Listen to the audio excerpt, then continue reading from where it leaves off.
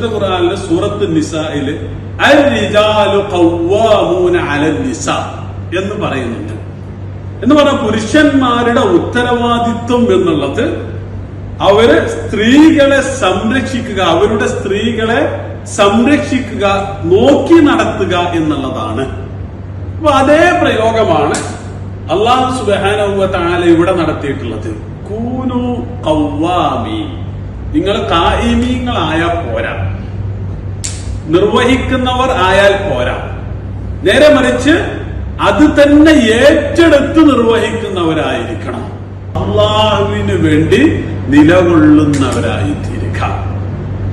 അപ്പൊ ഇതാണ് ഖിവാമത്ത് എന്ന് പറയുന്ന സാധനം. ഒരു സംഗതി ഏറ്റെടുത്ത് നിർവഹിക്കുന്നതിന്റെ ഏറ്റവും മാക്സിമം രൂപമാണ് ഖവ്വാമീൻ എന്ന് പറയുന്നത്.